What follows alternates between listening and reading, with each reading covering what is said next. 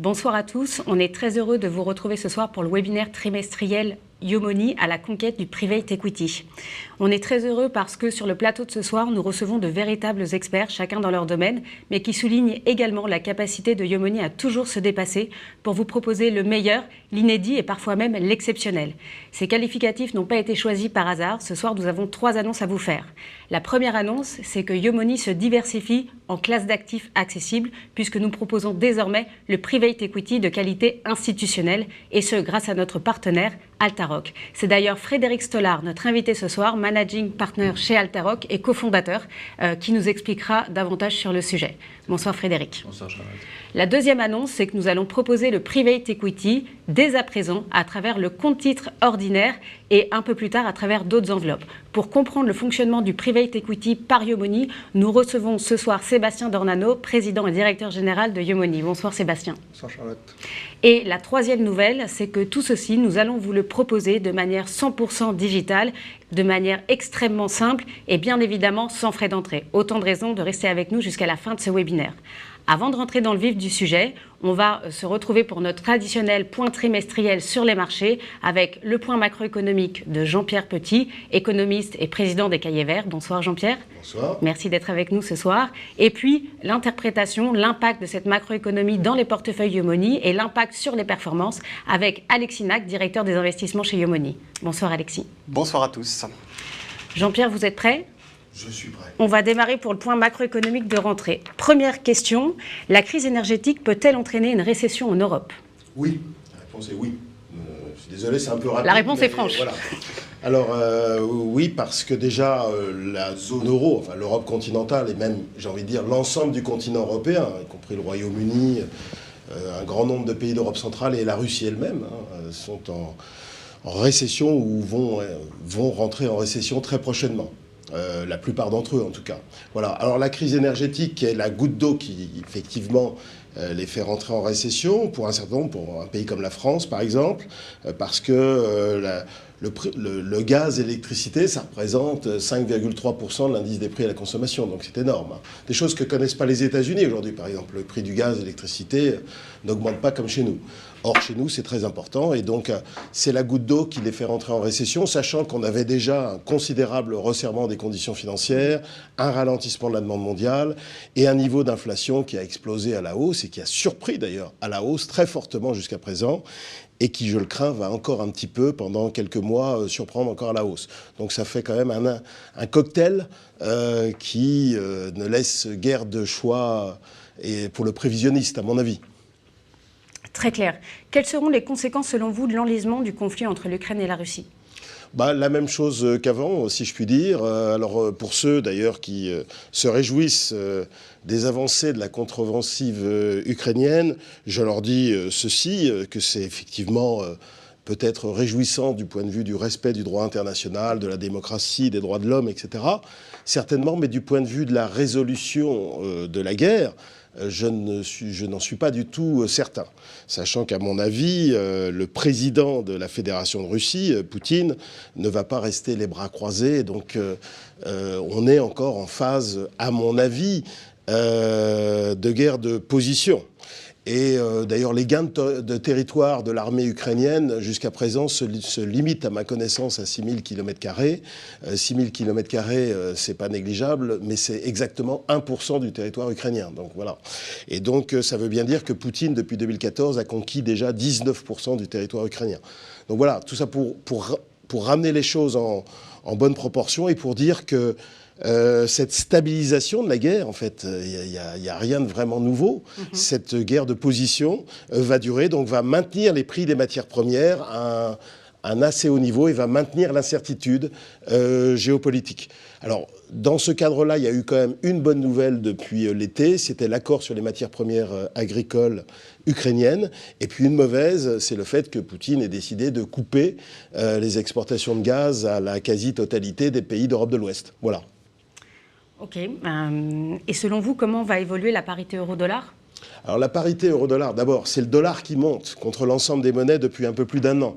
Simplement, l'euro, comme il représente un poids très très important dans le panier du taux de change effectif du dollar, il a joué une grande...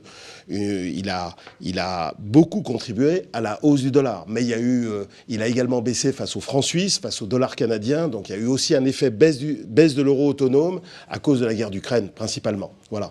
Alors aujourd'hui, on est autour de la parité. Est-ce qu'on peut aller plus bas? Ma réponse est oui. Pas trop bas, mais assez bas dans notre modèle qui... Alors, je ne vais pas faire une démonstration, mais notre modèle prend comme déterminant 7 variables clés et les variables les plus importantes, c'est le différentiel de taux court anticipé en fonction de ce que va décider la Réserve fédérale et la BCE. Et ça plaide plutôt pour une appréciation du dollar. Il y a aussi la détérioration des balances courantes. C'est très important, mais... La balance commerciale, la balance extérieure, pour la première fois depuis 11 ans, on passe en déficit en zone euro. Et ça joue un peu sur l'équilibre du marché d'échange. Il y a aussi les incertitudes géopolitiques. Et là, ça joue à l'encontre de l'euro. D'ailleurs, il n'y a pas que l'Ukraine, il y a Brexit avec la victoire de Liz Truss qui peut éventuellement jouer un petit rôle là-dessus. Il y a les élections en Italie. Enfin bon, bref, voilà, il y a un petit cocktail pas trop favorable. Alors, ce qui freine, par contre, c'est le positionnement des investisseurs qui est déjà très agressivement baissier euro et très agressivement haussier dollar. Donc, il faut se méfier un petit peu. Et puis, il y a les modèles de taux de change d'équilibre fondamental. Ça, c'est vraiment les modèles qui jouent à moyen et long terme, mais qui peuvent jouer une force de rappel stabilisatrice. C'est la parité de pouvoir d'achat ajustée de la richesse. Enfin, c'est des modèles un peu académiques qui devraient permettre d'éviter une glissade trop forte de l'euro-dollar. Donc on est plutôt pour les prochains mois, autour de 0,95. Voilà. D'accord. OK. Est-ce que le pic d'inflation, selon vous, a été atteint ? Et est-ce que l'action des banques centrales est efficace à ce jour? Alors, le pic d'inflation a été à peu près atteint, parce qu'on ne va pas se battre pour 8,3, il y a 8,4, 8,2. Okay. C'est pas trop bien le sujet. Aux États-Unis, par contre, en zone euro, je crains fort qu'il n'ait pas été atteint, notamment à cause de cette histoire de gaz, d'électricité, qui est très, très important dans l'indice, comme j'ai dit tout à l'heure. Donc, je crois qu'on va dépasser les 10, hélas. En zone euro pour les prochains mois, un peu moins en France, mais en moyenne, ce sera autour de 10, voire 10,5. Et ça, vous êtes sur une projection plutôt fin d'année ou Q1 fin d'année, 2023? voire début d'année prochaine, voilà, en fonction des effets de base. Mais pour les États-Unis, parce que en fait, le marché action, il va accorder dans les prochaines semaines une place qu'il n'avait pas accordée depuis 40 ans, à ce qu'on appelle le momentum d'inflation, c'est-à-dire la dynamique d'inflation et les surprises d'inflation par rapport à ce qu'attend le consensus. D'ailleurs, on l'a vu dans le dernier chiffre. Et la moindre petite surprise négative a eu un effet extrêmement défavorable pour le marché action. Et la moindre petite surprise positive pourrait avoir, au contraire, un effet très favorable. Je pense qu'on est en phase de stabilisation et même de baisse. Parce que, par exemple, je parlais des prix de l'énergie tout à l'heure. Les prix de l'énergie baissent aux États-Unis depuis le mois de juin. Et il y a un début seulement de stabilisation au niveau du marché de l'emploi.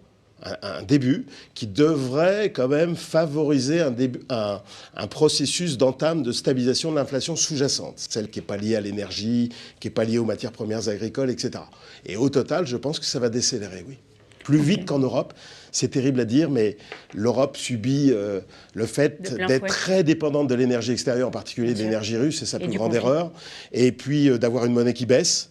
Et puis aussi d'avoir tous ces mécanismes de soutien au pouvoir d'achat qui, aussi paradoxal que cela puisse paraître, certes sauvent à court terme le pouvoir d'achat un petit peu, mais maintiennent un niveau de demande, d'énergie notamment, qui empêche la désinflation.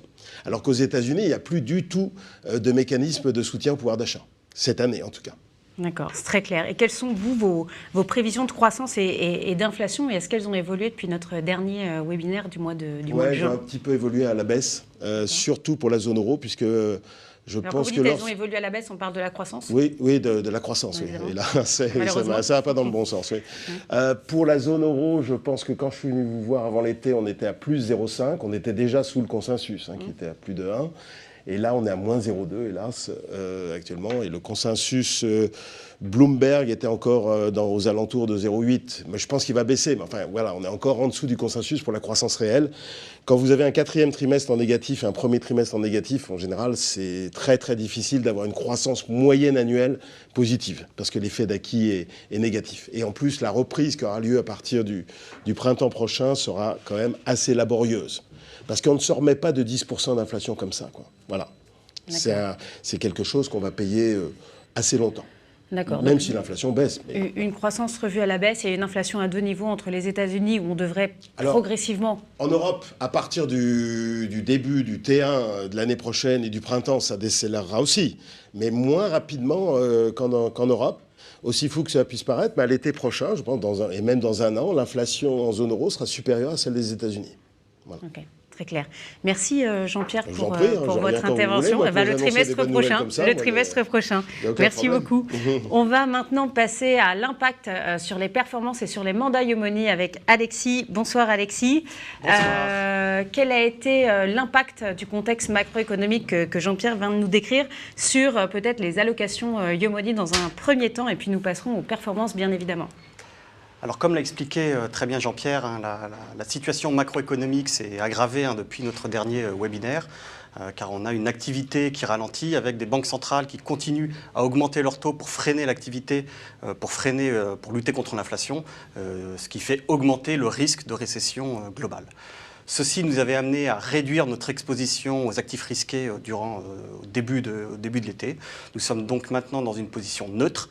Alors neutre, ça veut dire en ligne avec nos allocations de référence.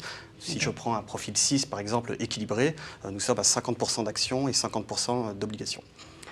En revanche, nous avons refusé de passer sur une position sous-pondérée parce qu'on pense que à ce niveau-là de valorisation, aussi bien sur les actions que sur les obligations, beaucoup de mauvaises nouvelles sont maintenant intégrées dans les cours. Les actions sont retombées en dessous de leur moyenne de long terme, avec un PE de 16 environ. Donc ça faisait très longtemps qu'on n'avait pas vu les actions mondiales retomber en dessous de leur niveau de valorisation de très long terme. Et également, les obligations, maintenant, le cours des obligations anticipe des hausses de taux très conséquentes jusqu'à mi-2023, fin 2023. Leurs taux de rendement sont redevenus attractifs. On a 2,5% de rendement maintenant sur le 10 ans français. Et donc, c'est ce qui nous fait rester pour l'instant sur une position neutre et non sous-pondérée. Quand tu dis qu'on est sur des positions neutres dans les portefeuilles, ça veut dire que la partie tactique, elle a été compressée pour être 100% sur le stratégique? Exactement. Pour les gens pour la structuration de nos mandats. Ce qui concerne la part action-obligation, on est strictement en ligne avec nos allocations stratégiques. Il n'y a pas de parti pris sur cette partie-là. Exactement. En revanche, au sein des actions, on a gardé une surpondération sur les États-Unis. Là aussi, je rejoins Jean-Pierre en disant que pour nous, l'Amérique, les États-Unis sont bien moins à risque que l'Europe notamment parce que même si l'inflation, la décrue de l'inflation est très lente, le pic d'inflation semble avoir été atteint enfin aux États-Unis, ce qu'on attendait depuis longtemps. La Banque centrale américaine a beaucoup plus de marge de manœuvre pour lutter contre l'inflation, alors qu'on le voit que c'est très compliqué en effet en Europe, vu que la Banque centrale européenne essaye de lutter contre une inflation importée, en fait, donc sur laquelle en fait, elle n'a pas beaucoup d'emprise. Et enfin, la consommation, c'est très important, parce que c'est 80% du PIB à peu près aux États-Unis. La consommation tient très très bien aux États-Unis, notamment parce que les ménages américains se sont constitués pendant le Covid des niveaux énormes d'épargne dans lesquels ils puisent, pour l'instant, pour compenser la perte de pouvoir d'achat liée à l'inflation. Ok, très clair Alexis. On fait un point juste avant de passer on fait un point sur les performances, peut-être une question juste après. Peut-être revenir sur les performances des principaux profils. On peut peut-être regarder le P6 et le P10. Alors en effet, les performances ont souffert de ce contexte compliqué, comme je disais, en deux phases. Les marchés avaient fortement rebondi au mois de juillet, portés par une très bonne saison des résultats, avec les marges des entreprises qui ont tenu extrêmement bien dans ce contexte inflationniste. Et donc ça a surpris les investisseurs à la hausse.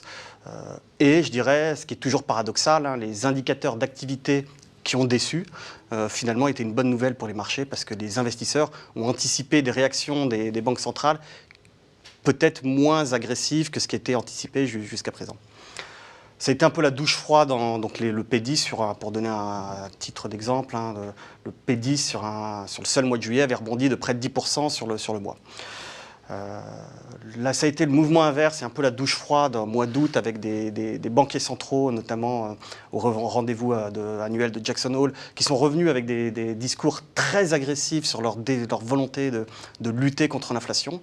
Donc, qui ont remis au goût du jour leur volonté ferme d'avoir un cycle très sévère de hausse des taux. Et ça a refroidi les investisseurs. On a eu le mouvement inverse au mois d'août. Donc on est actuellement sur des performances qui restent négatives, entre moins 3,2% je dirais pour le profil le plus défensif, à moins 15% à peu près sur un profil 10. On est toujours sur une situation compliquée sur les allocations diversifiées parce qu'on a un double choc, comme j'expliquais, sur les obligations et sur les actions. Les obligations qui souffrent de ces anticipations d'inflation et les actions qui souffrent du ralentissement économique et donc des revues à la baisse, des anticipations de croissance des bénéfices. Donc on a des performances toujours très proches entre le profil 6 et le profil 10. Mais comme je le répète souvent, c'est une situation qui est assez exceptionnelle. Si on prend un peu de recul, si on prend les perfs annualisés, par exemple, depuis notre lancement, on a des performances qui sont toujours nettement positives et en ligne avec le profil de risque, qui sont bien linéaires. Voilà, exactement. Si on se compare également avec la concurrence, on voit qu'on s'en tire toujours très bien par rapport aux fonds concurrents. Si on se compare vous savez on se compare souvent aux fonds diversifiés patrimoniaux commercialisables en France. Si on prend l'échantillon, cet échantillon, on bat toujours 70% de ces fonds à risque égal sur un an et plus de 97% depuis notre lancement. Ok, je profite qu'on t'ait en direct là, parce que les clients aiment bien aussi avoir les recommandations des gérants. On a des marchés qui restent quelque peu compliqués, ce qui s'explique par un contexte macroéconomique un peu difficile, surtout en Europe, et des performances qui sont assez volatiles. Quelle est quand même la meilleure recommandation que tu pourrais faire aux personnes qui cherchent à lutter contre l'inflation? C'est quoi la meilleure recommandation que tu aurais aujourd'hui? Contre l'inflation? Contre l'inflation. Quelqu'un qui aurait les stocks de liquidités se sont refaits, on continue à se faire depuis déjà quelques années. Qu'est-ce qu'on pourrait recommander à ces gens qui ne souhaitent pas subir l'inflation? Parce que c'est vraiment... Ce qui est évident, c'est que l'inflation grignote votre pouvoir d'achat. Donc même le livret A, même avec le relèvement de son taux, reste en dessous des niveaux d'inflation en Europe, qui devraient durer, comme l'a dit Jean-Pierre. Donc dans ce contexte, on n'a pas beaucoup de choix que d'aller prendre un peu plus de risques dans nos portefeuilles pour aller chercher des rendements supérieurs à l'inflation. Donc, si vous voulez prendre un peu plus de risques dans vos portefeuilles, les conseils sont toujours les mêmes. Bien calibrer votre niveau de risque, lisser votre investissement dans le temps, vu que les mouvements à court terme sont imprévisibles. C'est les conseils qu'on répète à chaque fois et qui sont de plus en plus vrais dans ces situations un peu compliquées. Ok, très clair. Merci Alexis pour ton intervention. On passe maintenant au nouveau sujet de prédilection de Yomoni, le private equity, qui est aussi une autre manière de contrer très efficacement l'inflation. On va le revoir juste après. Sébastien, on expliquait en introduction combien cette décision d'investir dans le private equity était un tournant important pour notre maison, était important pour Yomoni. C'est d'autant plus vrai qu'on a déployé une innovation quasi équivalente à celle qui a pu être déployée au lancement de Yomoni en 2015. Oui, Charlotte, et moi je suis très excité, très impatient de partager cette nouveauté parce que ça fait longtemps qu'on en parle chez Yomoni. Je rappelle, parce que je sais qu'il y a à la fois des clients, les spectateurs, mais aussi des gens qui sont venus spécifiquement pour le private equity qui ne nous connaissent pas forcément, c'est que depuis 2015, on a créé et on a poussé une nouvelle classe de solutions qui est la gestion indicielle, qui était réservée et utilisée le plus souvent par des institutionnels ou des familles très très aisées et qu'on a voulu vraiment rendre le plus accessible possible parce qu'on a considéré que c'était le meilleur moyen de diversifier. Donc on l'a fait depuis 2015 avec les performances qui étaient évoquées sur le long terme et qui sont particulièrement satisfaisantes. Et puis on a voulu le mettre dans toutes les enveloppes fiscales possibles. Donc on nous a vu au fur et à mesure des années arriver au départ sur l'assurance vie, puis après sur le compte titre, et puis le PEA, et puis après le PER. Donc on est vraiment probablement le gérant d'épargne en ligne avec le plus grand nombre d'enveloppes fiscales disponibles. Et on a toujours eu à cœur de réfléchir à ces deux missions qui sont la diversification du portefeuille de nos clients et l'accessibilité des meilleures solutions qui étaient disponibles sur le marché et parfois réservées à une classe spécifique de clients. Et bien sûr, le private equity est arrivé assez tôt dans nos réflexions. Il s'est arrivé dans nos réflexions parce qu'on y pensait nous-mêmes, parce que certains de nos clients étaient appétents et nous ont sollicités sur le sujet. Et on a bien sûr bâti, comme on le fait d'habitude, un cahier des charges assez précis en se disant si on fait fait du private equity chez Yomoni, comment on aimerait le faire, et en respectant fondamentalement les missions qui sont les nôtres et ce qu'on a l'habitude de faire. Alors bien sûr, la diversification de manière très forte, donc on cherche une solution de private equity qui soit investie mondialement et pas uniquement française, franco-française ou européenne, pour justement diversifier le risque. Quelque chose qui soit de la meilleure qualité dans les fonds qu'on va sélectionner, et donc avoir accès à ces fonds, c'est pas évident. Et puis être accompagné par un partenaire qui soit extrêmement expérimenté, qui ait le recul et l'expérience à partager avec nous et avec nos clients, pour garantir qu'à la fois l'accès, la sélection des fonds et le suivi soient faits de manière extrêmement qualitative. Et c'est là où, il y a 1 an et demi, on a commencé à discuter avec Frédéric sur le sujet, avec une vocation commune qui était de rendre accessible de la meilleure des manières cette classe d'actifs. Et c'est vrai qu'au fur et à mesure qu'on a creusé la solution, on s'est rendu compte que c'était probablement le meilleur partenaire qu'on puisse avoir, et globalement un des tout premiers en termes de gestion de cette classe d'actifs. Et donc on est ravis de pouvoir monter cette offre pour nos clients avec Altaroc et avec Frédéric. Merci Sébastien. On souligne dans ton discours l'expérience, l'expertise de notre partenaire, de Frédéric. Tu es cofondateur d'Altaroc. Peut-être avant de passer à la société, est-ce que tu peux te présenter en quelques mots et nous présenter la personne avec qui tu travailles? Parce que je pense que tu ne te présentes plus seul. Tout à fait. Merci Charlotte. Écoute, en termes de parcours, moi je fais ce métier du private equity depuis 1990, donc ça fait 32 ans que je le fais. Okay. J'ai démarré avec Maurice Chéniaud, dont je vais reparler tout à l'heure. En 1990, on était tous les deux chez Apax, il en était un des fondateurs mondiaux. Et je l'ai rejoint en 90, j'ai passé 4 ans avec lui, donc sur du LBO à peu près classique, mid-market. Puis j'ai rejoint à Londres en 94 un des plus gros fonds américains de private equity qui s'appelle Warburg Pincus. J'ai passé 8 ans chez eux. Et en janvier 2001, j'ai été recruté par 2 familles industrielles, une famille belge, Albert Frère, une famille québécoise, Paul Desmarais, pour lancer un nouveau fonds de private equity, LBO, qu'on a appelé Sagard et dont j'étais le directeur général pendant presque 20 ans.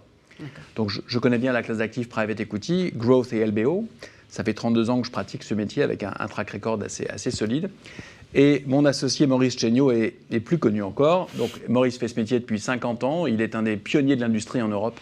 Il en a vraiment inventé les codes. Il a fondé avec Ronald Cohen à Londres et Alan Patrikoff aux États-Unis Apax Partners, qui est un des plus gros fonds mondiaux de private equity en 72. Donc ça fait un petit moment. Il a présidé l'industrie de tutelle du private equity pendant de nombreuses années.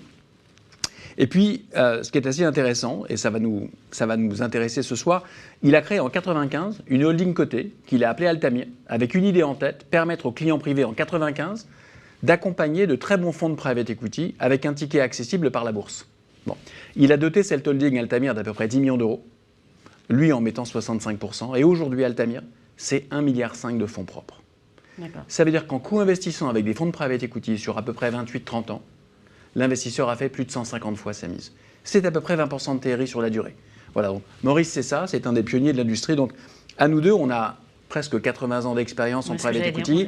On connaît intimement l'industrie, on a été patron de fonds nous-mêmes, gérant de fonds nous-mêmes, et on a livré des performances très solides aux investisseurs institutionnels et aux familles qui sont venus dans nos fonds. Et aujourd'hui, Maurice et moi, on avait une seule envie, apporter le meilleur du private equity mondial, et je vais expliquer comment, à des clients privés, sachant qu'aujourd'hui, et c'est un point important que Sébastien faisait, si un client privé veut rentrer dans un fonds d'exception, ça n'est pas possible, pour 2 raisons. Le ticket d'entrée est trop élevé. C'est-à-dire 20-25 millions de dollars. Dans un très bon fonds de private equity aujourd'hui, ce qu'on appelle les fonds du premier quartile, le ticket d'entrée, il est au-delà de 20 millions de dollars. Ce sont des produits faits pour des institutionnels, des caisses de retraite, des fonds de pension, des compagnies d'assurance, des banques, le bilan des banques. Donc ce n'est pas un produit fait pour des clients privés. Et au-delà de ça, Charlotte, si tant est qu'un client privé ait les sommes nécessaires, aujourd'hui, les gros fonds de private equity institutionnels préfèrent faire entrer des institutions eux-mêmes parce que ces institutions reviennent dans tous les millésimes successeurs.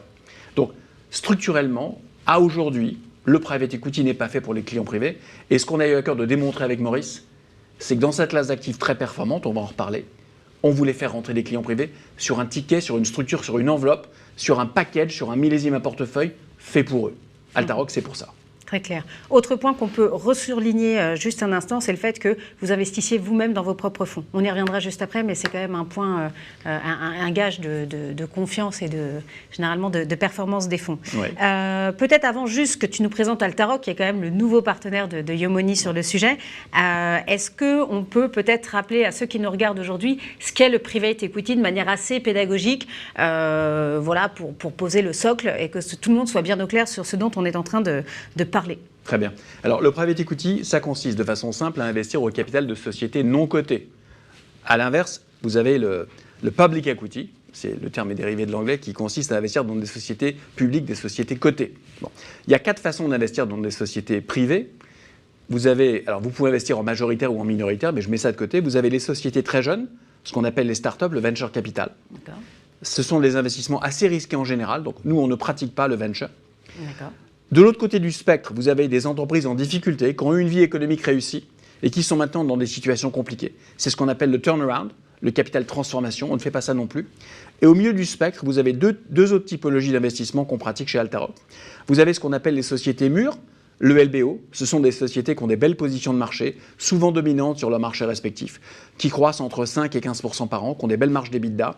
C'est ce qu'on appelle le buyout, le capital transmission en français. Et puis, et ça on le pratique chez Altaroc, et puis vous avez sur des sociétés en hyper-croissance, elles sont plus dans la phase start-up. Elles sont parfois pas toujours rentables, souvent rentables, mais elles ont des croissances très élevées, entre 30 et 100% par an. Et c'est ce qu'on appelle le growth equity, le capital croissance. Extrêmement intéressant. C'est aussi un des segments de marché sur lesquels Altaroc investit et soutient des fonds. Donc on est nous présents en growth et en buyout, et on n'est pas du tout présent en venture et en turnaround parce que ce sont des fonds de private equity dont le profil de risque est trop élevé pour les investisseurs patrimoniaux qu'on veut accompagner. Super clair. Est-ce que tu as 2 exemples à nous donner pour les 2 catégories sur lesquelles vous investissez, pour que ce soit parlant pour les gens qui nous regardent? Alors, sur le buy. Tu soulèves un point intéressant, Charlotte. Les fonds dans lesquels on va rentrer. On a été chercher les meilleurs fonds institutionnels dans lesquels les clients privés aujourd'hui ne peuvent pas rentrer. Donc, notre métier à nous, c'est pas d'aller chercher les fonds les plus connus, c'est d'aller chercher les fonds les plus performants. Donc, on va permettre aux clients Yomoni de rentrer dans des fonds de private equity institutionnels dans lesquels ils ne pensaient jamais pouvoir rentrer. Donc, je vais te citer quelques fonds tout à l'heure, des fonds sous-jacents qui constituent nos enveloppes. À part quelques-uns, ce ne seront pas des fonds connus de la part du client privé. Ce sont des fonds, par contre, très connus des institutionnels ou des familles les plus fortunées de la planète qui se bagarrent pour rentrer dans ces fonds. Donc, on est vraiment sur un produit qui aujourd'hui est réservé soit à des très grands institutionnels, soit à des familles très fortunées, sachant qu'aujourd'hui, et c'est un point important, je suis aux États-Unis une famille très fortunée, je suis un family office américain, j'ai un patrimoine de plus de 200 millions de dollars, j'investis au moins 25% de mon patrimoine en private equity. Ça donne quand même une idée. Et cette allocation en private equity, qui est quand même une façon, j'ai écouté la question tout à l'heure posée à Alexis, une des façons de se prémunir contre l'inflation aujourd'hui, c'est l'investissement en private equity, parce que les retours le permettent. Donc aujourd'hui, ces familles aisées, elles sont très investies en PE, elles se bagarrent pour rentrer dans ces fonds d'exception. La promesse Altaroc, c'est de permettre aux clients privés, par le biais de Yomoni aujourd'hui, de rentrer dans ces portefeuilles-là. Ok. Très clair. En termes de performance, maintenant qu'on a vu ce qu'étaient les différents types de private equity, ceux qui étaient présélectionnés par Altaroc, en termes de performance, ça donne quoi? Peut-être une performance versus marché? Non. Une performance moyenne? Alors, il y a un prérequis quand même, parce qu'il faut, pour être sérieux, il faut mettre les choses en perspective. Les performances que je vais annoncer, elles supposent que le client privé soit prêt à mobiliser son capital sur des durées de 5 à 10 ans. C'est un point très important. Yomoni commercialise d'autres produits, des produits liquides, des produits de marché qui fournissent à tout moment une liquidité. Le private equity est spécifique. Il suppose que le client privé est prêt, sur une partie de son patrimoine, à l'immobiliser sur 5 à 10 ans. Donc cette performance, elle suppose que le client ait décidé, sur une partie de son patrimoine, qu'il ne sera pas liquide. Je le mets en préambule parce que les retours que je vais annoncer qui sont très performants supposent cette illiquidité acceptée de la part du client. Bon. Donc, pas liquide, je reprécise juste pour les gens qui nous regardent, c'est que vous ne pouvez pas sortir des fonds. Donc on définit un budget dont on n'aura pas la disposition entre 5 à 10 ans. Tout à fait. Donc on investit dans un fonds de private equity ou un portefeuille comme Altaroc. Ces fonds achètent des sociétés. Et lorsqu'ils les revendent, nous, on redistribue les capitaux. Donc il faut qu'on attende la cession de ces participations pour que le client privé ou l'institutionnel, usuellement, retrouve sa liquidité. Bon. En termes de performance, de quoi est-ce qu'on parle? Aujourd'hui, sur les 10 ans, 15 ans, 20 ans, 30 ans derniers, le private equity moyen a surperformé la bourse de 7% par an. D'accord. 700 bips. Donc c'est considérable, Charlotte. Et surtout sur des durées longues, 7% par an en termes de multiples de l'argent investi, ce sont des écarts de performance qui sont très importants. Mais je voulais quand même préciser, ça suppose qu'on soit prêt à accepter sur 5 à 10 ans cette illiquidité. Alors là, tu me posais la question de la performance absolue, parce que là je parle de relatif. Quelque part, le private equity bat la bourse. Encore une fois, parce qu'on accepte l'illiquidité qui y est attachée. En valeur absolue, ça veut dire quoi? Maintenant, je vais comparer la bourse moyenne. Donc la bourse moyenne par rapport au PE moyen, c'est 7% d'écart par an. Bon. En valeur absolue, le private equity, ça livre quoi? Eh bien, sur les 20 dernières années, Le private equity français, par exemple, a livré 12,5% de rendement annuel net de tout frais. Le private equity mondial, entre 10 et 15% en moyenne. Ça, c'est la performance moyenne de la classe d'actifs. Bon, c'est clair que dans un monde où les fonds euros rapportent 1% et où les marchés cotés rapportent sur longue période, on va dire 5 à 7 avec de la volatilité, ces retours à 2 chiffres sont attractifs, encore une fois, sous réserve qu'on accepte les liquidités attachées. Voilà. Maintenant, une fois que je t'ai répondu à cette question qui est la performance moyenne du private equity, je voudrais mettre en avant quelque chose de très intéressant dans cette classe d'actifs, c'est quelle est la performance des meilleurs fonds mondiaux. Bon, alors, il y a un concept assez intéressant qu'on appelle le concept de quartile. Donc, le premier quartile, c'est la performance des 25% des meilleurs fonds mondiaux. Bon. Il y a 5000 fonds de private equity dans le monde qui lèvent de l'argent tous les ans. Donc, c'est compliqué, c'est un marché assez opaque. Il faut être professionnel pour s'y promener. Donc, les 25%, le premier quartile mondial, alors on va dire le premier quartile américain, a livré sur les 20 dernières années 25% de retour net par an, Charlotte. Le premier quartile européen a livré moins, il a livré 20% par an. Parce que le marché est plus jeune, parce que le marché américain est né il y a 60 ans, le marché européen est né il y a 40 ans, et le marché asiatique, premier quartile, a livré 15%. Donc on voit bien le ranking, US à 25+, premier quartile, Europe à 20+, Asie à 15+. Il y a quand même une corrélation entre la maturité de marché et la performance. Totalement, parce que le private equity est un marché complexe, il faut le connaître, le pratiquer, voire s'ultra spécialiser pour générer des retours performants. Donc aujourd'hui, le premier quartile US est plus performant que le premier quartile européen, qui lui-même est beaucoup plus performant que le premier quartile asiatique. C'est ça en absolu les performances. Et je veux juste compléter, parce que c'est un point très important, c'est que Frédéric l'a dit, il y a plus de 5000 fonds. On dit souvent qu'il y a 5000 ETF ou fonds indiciels qui sont disponibles sur le marché. Il y a 5000 fonds qui sont de private equity dans le monde.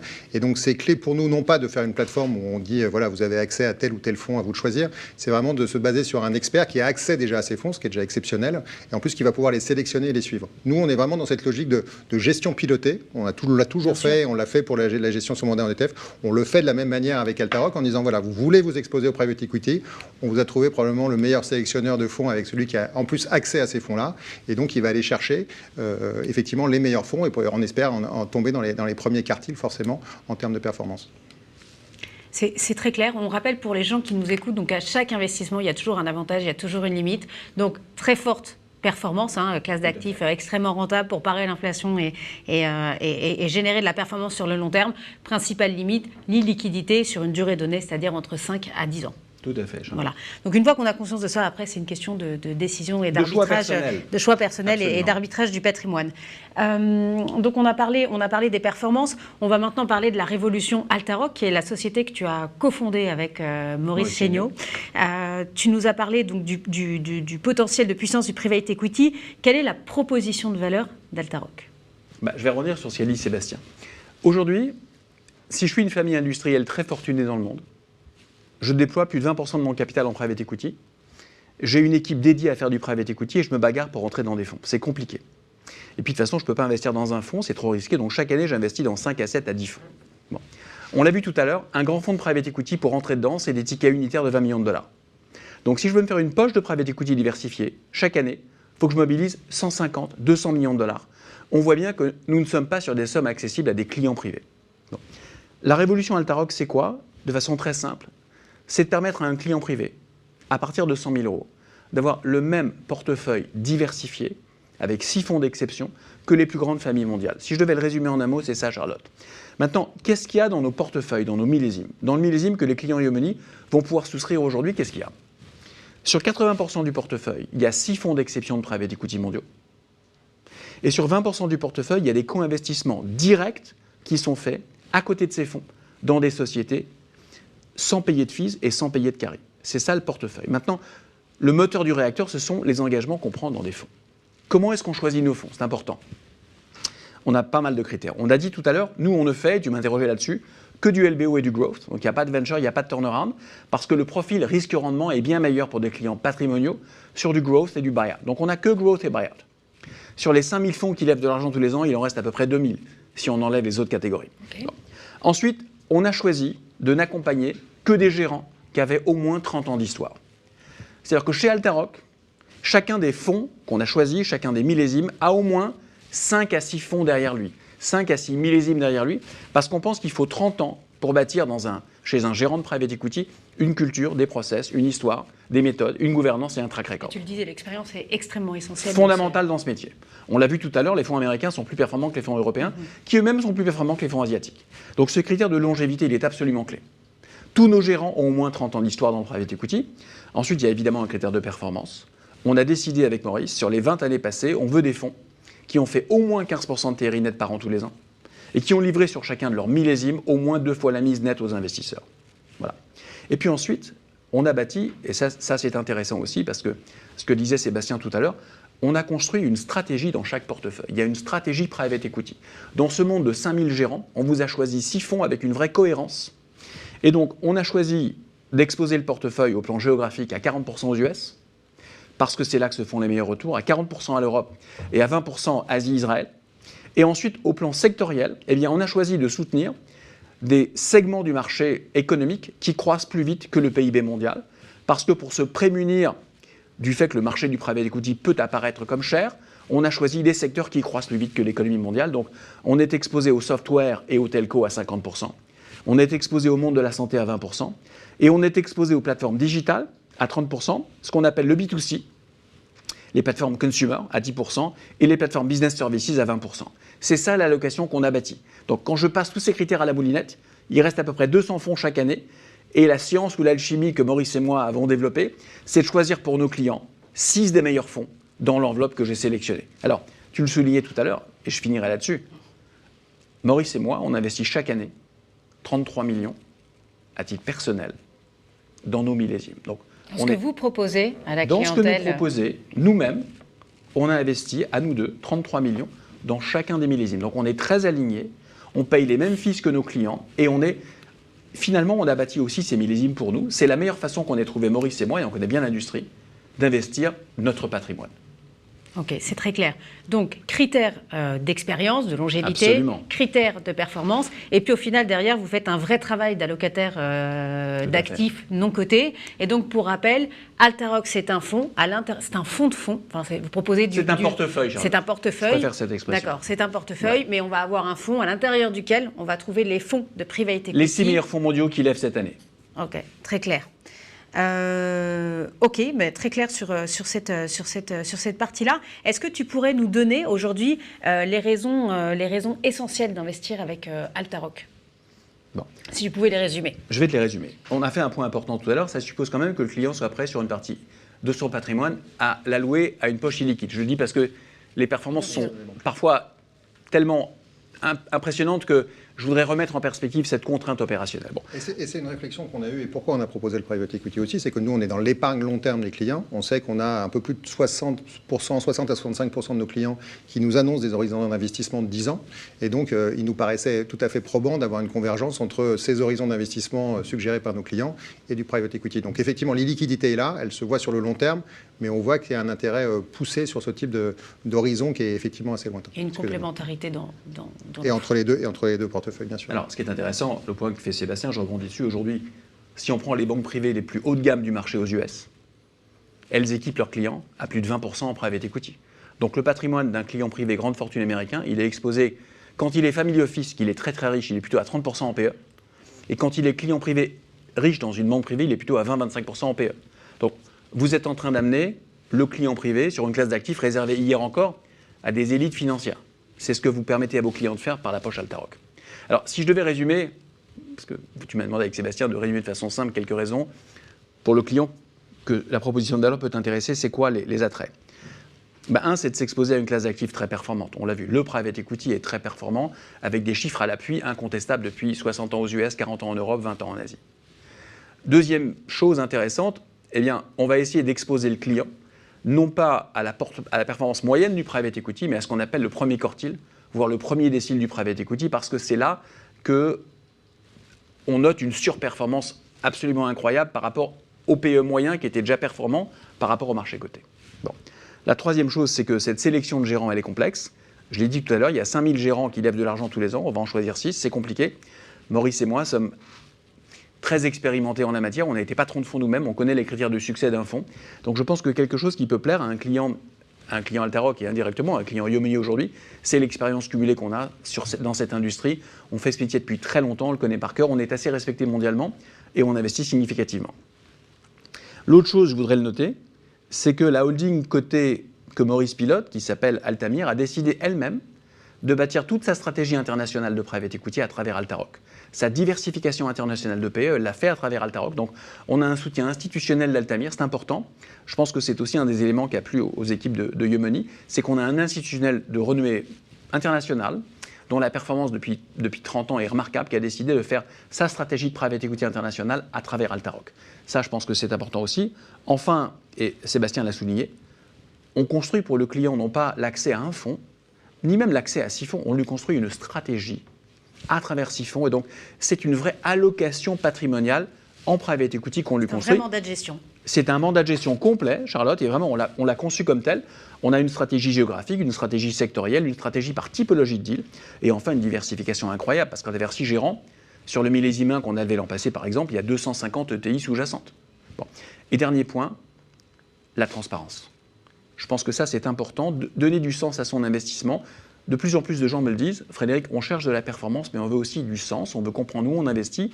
Et je pense qu'une des choses qui a plu à Yomoni, c'est le fait que nous sommes totalement digitaux. Donc, le client Yomoni, demain, peut suivre en temps réel tout ce qui se passe sur son portefeuille à travers l'application altaroc.pe. Eh bien, donner du sens, je pense que c'est un point fondamental.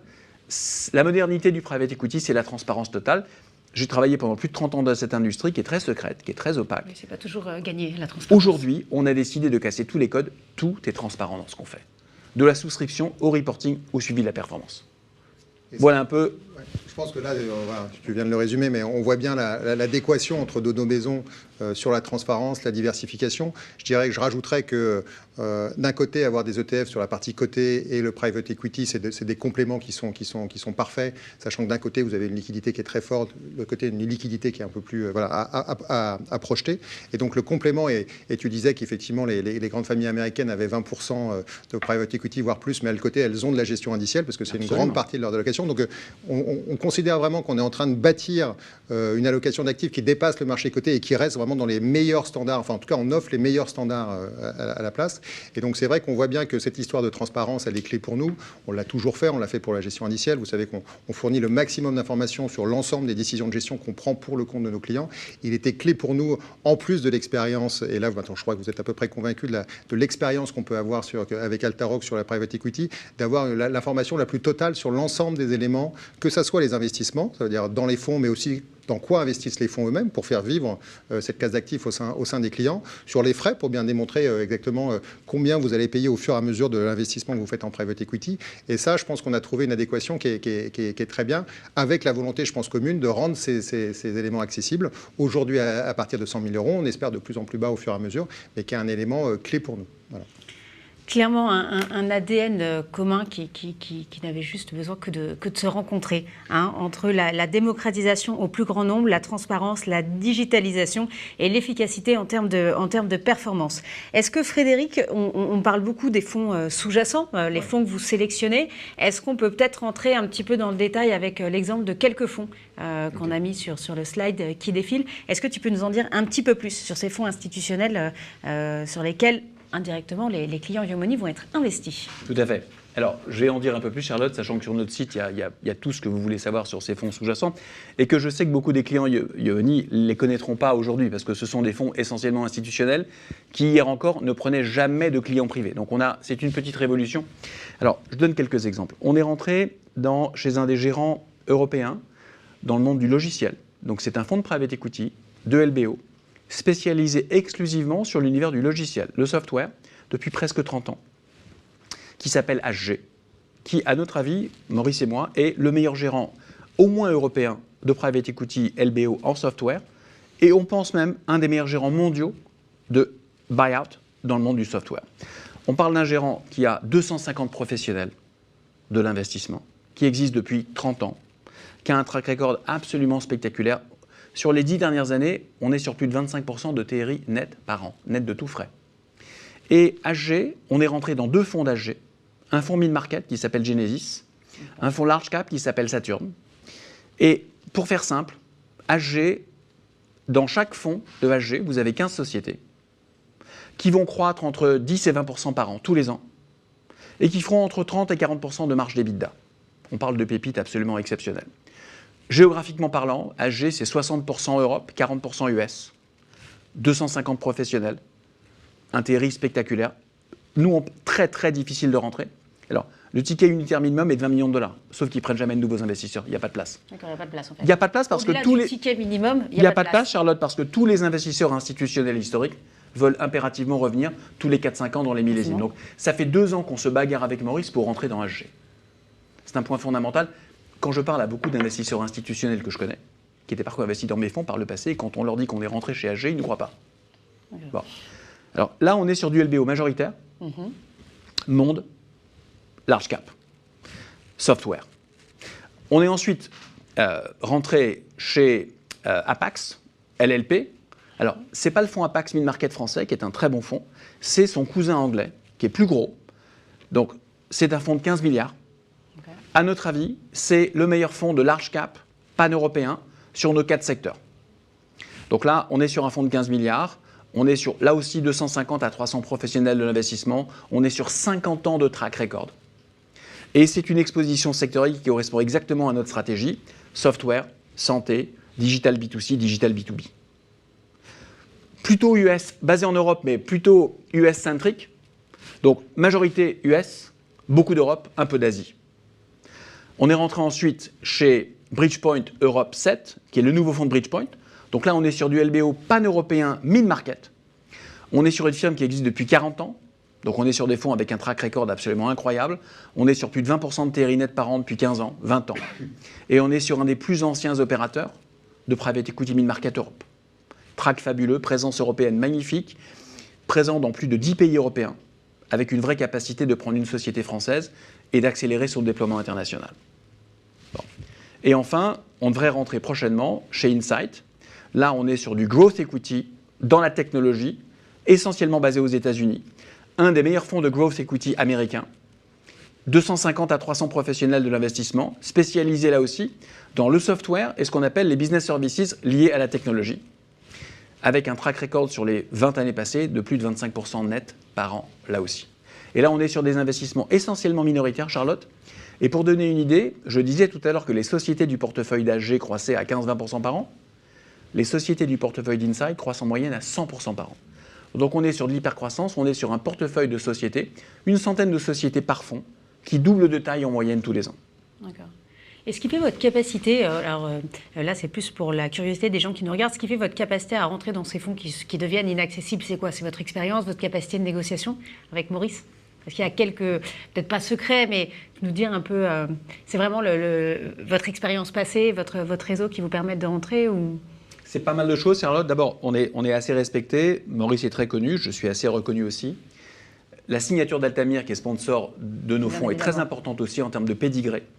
Et puis, ce qui les fascine, ces grands fonds, c'est qu'on leur fait une promesse, Maurice et moi. On leur a dit, si on réussit notre aventure Altaroc, on va faire rentrer dans vos fonds une nouvelle catégorie d'investisseurs qui est immense, à laquelle vous n'avez pas accès, qui sont les clients privés. Et aujourd'hui, ces fonds, bien qu'ils soient sursouscrits, les institutionnels qui rentrent chez eux mettent de plus en plus de pression sur eux, sur leurs fees, sur leurs marges, sur le reporting, sur l'ESG. Eh bien, le fait de diversifier leur base d'investisseurs vers des clients privés, c'est quelque chose qui les fascine. Sauf qu'ils c'est une stratégie très importante pour la plupart d'entre eux, sauf qu'ils ne savent pas l'exécuter. Et ce qu'on essaye de faire avec Maurice, qui est assez radical, c'est de leur amener un tuyau qui fait que grâce au tuyau Altaroc, je dirais, en un seul coup, ils peuvent... Sans contrainte pour eux. Sans aucune contrainte pour eux, parce que pour eux, on est la face de nos clients privés. Donc il y a une seule face à voir, un seul investisseur institutionnel à voir. On leur amène des milliers d'investisseurs privés et ça les fascine absolument. Donc on s'est bagarré, ça fait 2 ans qu'on se bagarre pour rentrer dans ces fonds. Et je peux vous dire, la question n'est pas de savoir si vous avez les 20 ou 30 millions de dollars. Tous les gens qui veulent rentrer les ont. Ces fonds sont tous sursouscrits 2 à 5 fois. La question, c'est pourquoi est-ce que ces fonds vont vous prendre? Eh bien, ce qui est intéressant pour les clients d'Iomeni ou les prospects d'Iomeni, c'est qu'on est rentré dans des fonds dans lesquels aujourd'hui les institutionnels du monde entier se bagarrent pour rentrer. Et je pense que c'est ça qui intéressait aussi Sébastien, c'est d'offrir à vos clients privés la qualité institutionnelle d'un portefeuille complet clé en main. Voilà. Vraiment d'être sur une offre exceptionnelle. Merci Frédéric. On va maintenant parler de la meilleure manière du meilleur dispositif pour diffuser Alteroc. On parle de la fusée Yomoni. Est-ce que peut-être avant de passer sur le fonctionnement du private equity chez Yomoni avec Sébastien, on va peut-être finir sur les raisons qui ont fait on l'a déjà évoqué en continu durant tout cet échange, mais peut-être les quelques raisons qui ont amené Alteroc à choisir Yomoni pour donner accès au plus grand nombre au private equity. L'ADN de pionnier. Si je devais le résumer, l'ADN de pionnier. On s'est vu il y a 1 an et demi avec Sébastien, il m'a dit « j'adore ton histoire ». Sébastien me connaissait, il connaissait très bien Maurice Chéniaud, il m'a dit « j'adore ce que vous faites ». C'est fait pour Yomoni et ça fait 1 an. Alors, ça fait quand même 1 an et demi qu'on travaille à mettre en place cette solution parce qu'elle n'est pas si simple. La tuyauterie n'est pas si simple et donc ça fait 1 an et demi que Sébastien m'a dit « on a le même ADN, pionnier, toi en tant que fabricant de produits, nous en tant que gérant d'épargne, je dirais disruptif, on veut distribuer tes produits et donc on y travaille depuis 1 an et demi. 1 an et demi. 1 an et demi, et c'est vrai que nous, on avait besoin d'être rassurés. C'est une nouvelle classe d'actifs, c'est très important. On a bâti quand même une grande confiance avec les clients depuis maintenant 6 ans. On voulait les amener sur ce nouveau territoire de manière totalement sécurisée et rassurante. Et donc ça a été les pédigrés de Maurice et de Frédéric nous ont beaucoup rassurés. L'offre qui a été bâtie au fur et à mesure qu'on a vu se développer était aussi très très attractif. Et puis après, on a cette vocation de rendre cette classe d'actifs accessible au maximum d'épargnants, de la manière bien sûr digitale. Je pense que là-dessus, c'est un élément clé. Et le digital, il permet quoi? Il permet la transparence, la réactivité. Je pense qu'il y a aussi une notion de conseil qui est très très forte. On a beaucoup travaillé avec les équipes de conseillers pour être sûr de pouvoir répondre à toutes les questions, de pouvoir accompagner nos clients sur cette classe d'actifs. Vous savez qu'on a une vocation de pédagogie, d'explication de comment fonctionne la gestion indicielle à l'époque et maintenant le private equity. Il était important avec les équipes Alteroc de pouvoir répondre à toutes les questions que les clients ou les prospects vont se poser, de pouvoir les accompagner pour regarder dans quelle mesure leur patrimoine peut avoir une poche de private equity plus ou moins importante et pouvoir profiter de ces classes d'actifs. Donc là, on a vraiment à la fois dans les équipes les valeurs qu'on a ensemble, quelque chose qui était très très proche. Et donc, on ouvre ce nouveau territoire avec eux en toute confiance. Ok, on avait clairement en tout cas un ADN commun et beaucoup de choses à faire ensemble.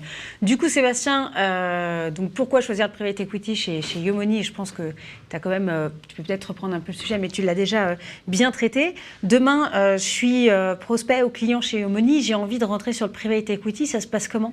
Alors déjà, vous allez aller sur le site de Yomoni, vous allez tout de suite voir qu'il y a maintenant un accès à une page dédiée au private equity qui vont vous permettre soit de rentrer de manière totalement autonome et de commencer à souscrire le fonds d'Altaroc, ou alors prendre un rendez-vous avec les équipes conseil de Yomoni pour répondre, pour regarder de quelle manière, et ça on sera très vigilant bien sûr, de quelle manière le private equity peut s'insérer dans votre patrimoine et de faire en sorte qu'au fur et à mesure, on ait ce mix qui nous paraît pour nous vraiment un gage de qualité et de performance sur le long terme, un mix de liquidité et de produits diversifiés en gestion indicielle, puis à côté, une poche de private equity illiquide, et ça on l'a bien précisé, mais qui vous amènera peut-être des rendements, a priori des rendements bien supérieurs dans la durée. Donc c'est cette combinaison des deux. Donc vous pouvez le faire soit en totale autonomie à travers le site, et voilà. Et donc vous allez sur le site, vous remplissez les questionnaires et vous allez pouvoir souscrire en direct, ou alors vous passez par les conseillers. De toute manière, nous on va regarder l'ensemble des demandes. Il faut savoir que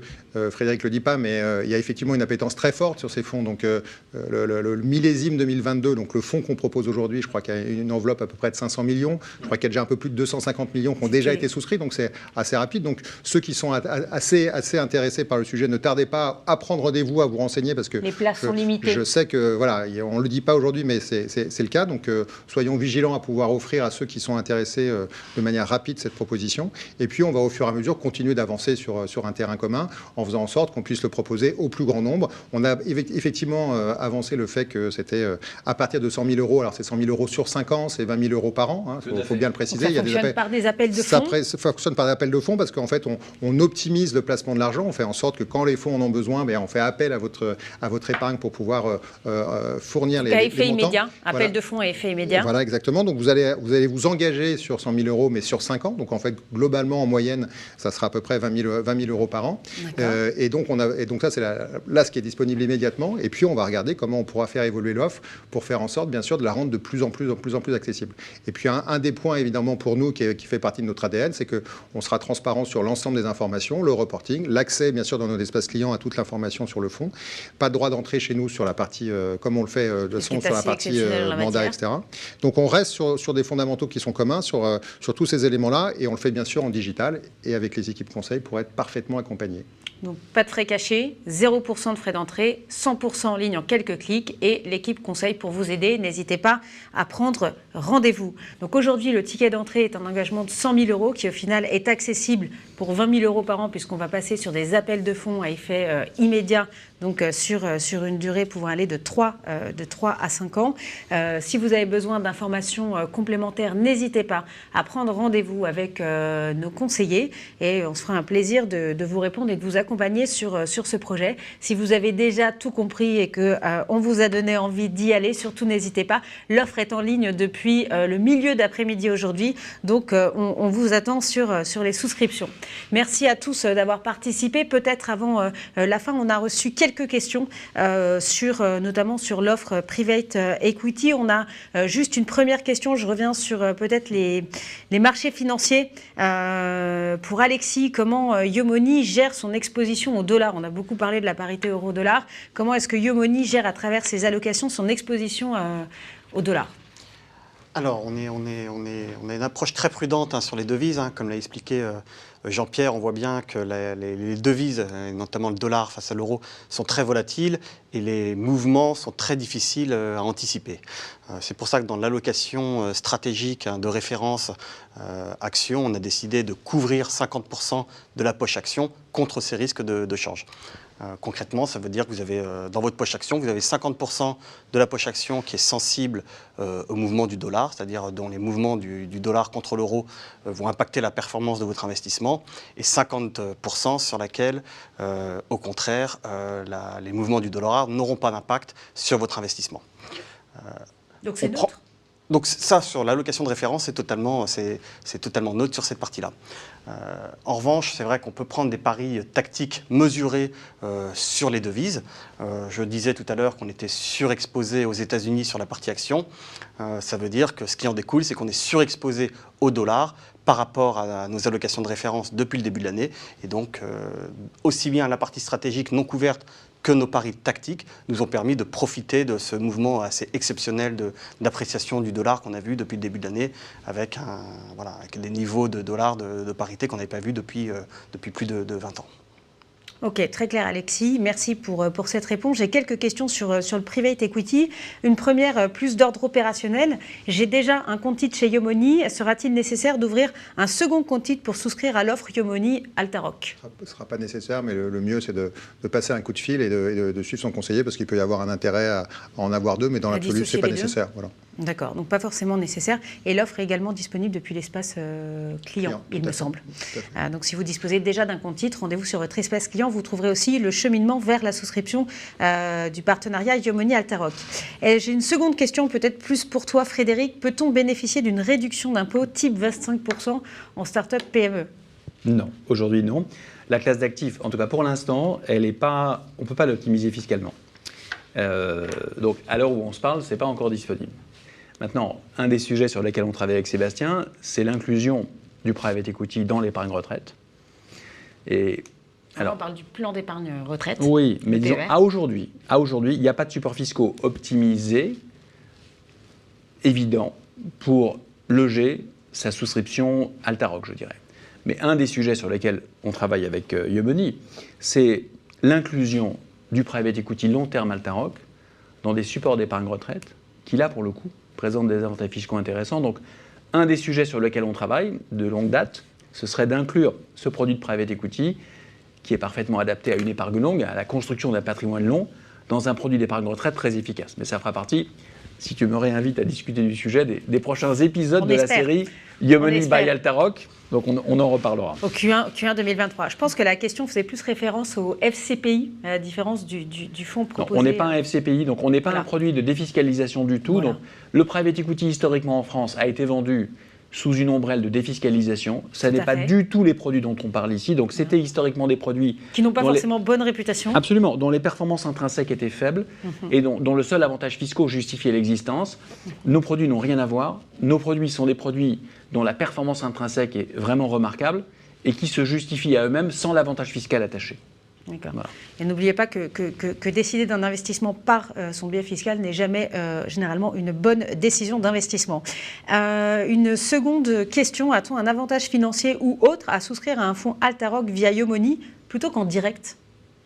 C'est-à-dire directement par Altaroc. En fait, vous avez un accès, c'est très simple, c'est-à-dire que vous allez avoir un accès à l'ensemble des conseillers, à l'ensemble sur la même plateforme totalement digitalisée, avec une transparence totale de l'information. Donc ça, c'est quand même un effet qui est très très important. On a dit que vous ne payez pas de droit d'entrée, vous êtes sur un dispositif qui va vous permettre à la fois de combiner du private equity et de la gestion indicielle. Donc on reste toujours sur cette combinaison des deux qui est importante. Donc les combinaisons globales de gérants d'épargne dédiés à des particuliers, c'est vraiment notre métier de toujours. Donc je pense que là, il y a un avantage qui est particulier. On va dire que Altaroc vraiment fabrique le fonds, est un gérant de mandat. Nous, on est vraiment en proximité, en contact avec les clients pour faire le lien entre leur patrimoine, leur projet et puis la bonne adéquation de leur patrimoine. Et notre ADN, Charlotte, le modèle, c'est B2B2C. Donc notre vocation à nous, c'est d'être, comme l'a dit Sébastien, on est fabricant. Si le client veut un conseil complet sur son patrimoine, est-ce que je prends des ETF, est-ce que je mets du liquide, pas du liquide, il faut qu'il parle à un conseiller patrimonial qui prend en compte sa situation globale. Ça n'est pas notre vocation, Charlotte. Donc on n'est pas conseiller patrimoniaux, on n'est pas équipé pour le faire. Donc moi j'invite le client qui est intéressé par le produit à appeler son conseiller Yomoni. Nous, on est fabricant. Donc au final, on n'est pas conseiller distributeur. Je conseille de passer par Yomoni. Passer directement par Yomoni. Absolument. En tout cas, vous n'y perdrez strictement rien. Vous y gagnerez en qualité de et conseil. vous y gagnerez en qualité, en termes de... En complétude de conseil. Ok. J'ai une dernière question sur la possibilité d'investir depuis l'étranger sur le private equity. Donc, a priori, il n'y a aucune objection puisque vous êtes sur un compte titre ordinaire et donc il est tout à fait possible de souscrire depuis n'importe quel pays à l'exception des États-Unis. Bien évidemment, en fonction de la réglementation FATCA. On a fait le tour des questions qu'on a reçues depuis tout à l'heure. Je tenais à tous vous remercier, Alexis, Frédéric, Sébastien, Jean-Pierre aussi, mais qui n'est plus là, pour votre participation. Vous l'avez compris, dès à présent, le private equity est disponible chez Yomoni en quelques clics, sans frais d'entrée et de manière extrêmement simplissime. On vous attend nombreux et on vous dit à très bientôt pour un prochain webinaire. Merci Charlotte. Merci beaucoup. Merci.